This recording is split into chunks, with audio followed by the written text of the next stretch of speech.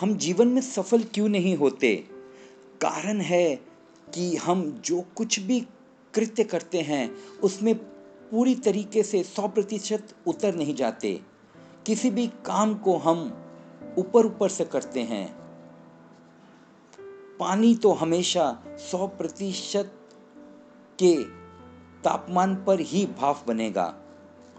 जो भी आप कर रहे हैं, हम वही नहीं हैं। अगर आप क्रोध करते वक़्त पूरा क्रोध बन जाएँ, तो शायद दोबारा क्रोध ना कर पाएँगे। और यही शक्ति को संग्रह करने का विज्ञान भी है। शक्ति का संग्रह किए बिना कोई भी सफलता असंभव है, चाहे वह भीतर ध्यान की यात्रा की ओर आपको ले जाए या फिर बाहरी जगत में धन प्राप्ति की ओर हो। शक्ति के संग्रह के लिए हमें वर्तमान में जीने की कला सीखनी होगी। वर्तमान में जीना यानी 100% किसी भी कार्य में अपनी शक्ति को लगा देना। वर्तमान में हमारी ऊर्जा गोलाकार घूमती है, ऊर्जा व्यय नहीं होती। जो व्यक्ति भविष्य की कल्पनाओं में रहता है, उसकी ऊर्जा बाहर बाहर नदी के पानी के प्रवाह की भांति बहती रहती है। वर्तमान में व्यक्ति जब रहने की आदत डाल लेता है, तब उसकी ऊर्जा संग्रहित होने लगती है। उसकी ऊर्जा उसके भीतर गोलाकार यानी राउंड फॉर्म में ही घूमती है।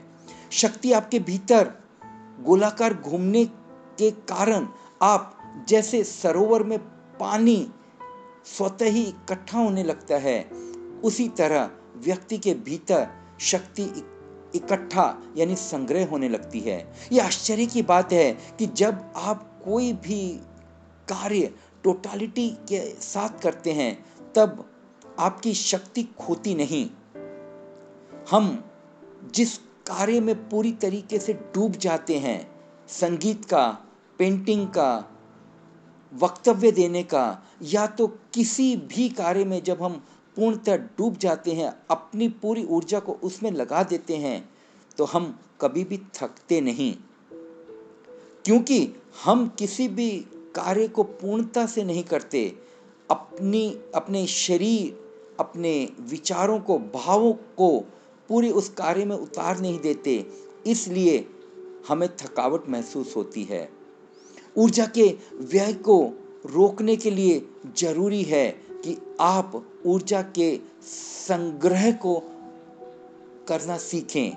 आप वर्तमान में रहने की कला को सीखें। जो व्यक्ति वर्तमान में रहने की कला को सीख जाता है, उसकी ऊर्जा ऊर्ध्वगमन होने लगती है।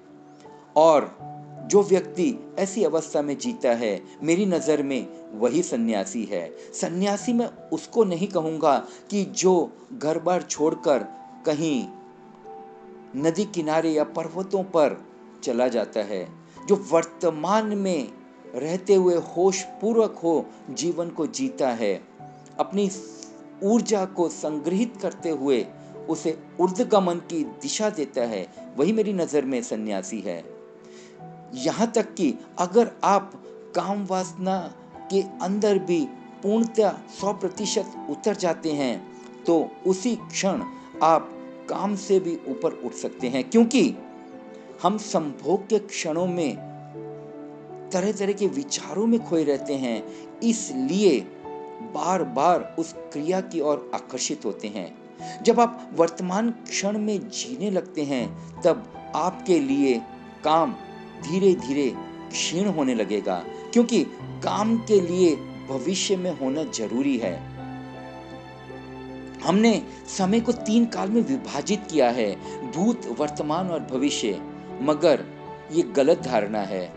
समय का तो एक ही मापदंड है और वो है वर्तमान का क्षण।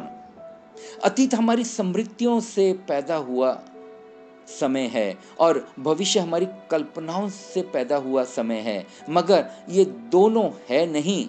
वर्तमान का जो क्षण है वही वास्तव में समय है, और वर्तमान में जो व्यक्ति जीने लगता है वही सही अर्थों में जीवन को जीता है, वही सही अर्थों में सृजनात्मक होता है, वही सही अर्थों में आनंदित रहने लगता है